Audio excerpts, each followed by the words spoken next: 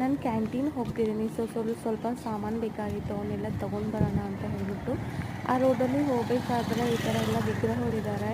So ನಾವು ಇಲ್ಲಿ ಎಲ್ಲಾದರೂ ಇದ್ದೀವೋ ಆ ಇದೆಲ್ಲ ಯೂಟ್ಯೂಬ್ದ ಇನ್ಸ್ಟಾಗ್ರಾಮ್ದ ಅಂದರೆ ಪೋಸ್ಟ್ ಡ್ಯೂಟಿ பண்ணிருக்க ಟೈಮಲ್ಲಿ ವಿಡಿಯೋ ಇರ್ತಾರೋ ಸೊ ಅವ್ರ ವಿಗ್ರಹಗಳೆಲ್ಲ ಇಲ್ಲಿ ಇಟ್ಟಿದ್ದಾರೆ. ಆ್ಯಂಡ್ ಇಲ್ಲಿ ಗ್ರೌಂಡ್ ನೋಡಿ, ಇಲ್ಲಿ ಬಂದುಬಿಟ್ಟು ದೀಪಾವಳಿ ಮೇಲೆ ಸೆಲೆಬ್ರೇಷನ್ಸ್ ಮಾಡ್ತಾರೆ. ನಿಜವಾಗ್ಲೂ ತುಂಬ ಸೂಪರಾಗಿ ಸೆಲೆಬ್ರೇಷನ್ಸ್ ಮಾಡ್ತಾರೆ. ಆವಾಗಷ್ಟು ನೋಡ್ಬೋದು ನೋಡಿ, ಯಾರ್ಯಾರು ಇದ್ದಾರೆ, ಯಾವ್ಯಾವ ಸ್ಟೇಟ್ದವ್ರು ಇದ್ದಾರೆ, ಆ್ಯಂಡ್ ಎಷ್ಟು ಜನ ಇದ್ದಾರೆ ಅಂತ ಹೇಳ್ಬಿಟ್ಟು. ಯಾಕಂತಂದ್ರೆ ಅವಾಗ ಪ್ರತಿಯೊಬ್ಬರು ಅವಾಗ ಬಿಟ್ಟರೆ ನಿಮ್ಮ ಟೈಮಲ್ಲಿ ಯಾವಾಗಲೂ ಹೊರಗಡೆ ಬರೋದು. ಯಾಕಂತಂದ್ರೆ ಈ ಕ್ಲೈಮೇಟ್ ಯಾವಾಗ ಹೆಂಗಿರುತ್ತೆ ಹೇಳಕ್ಕಾಗಲ್ಲ.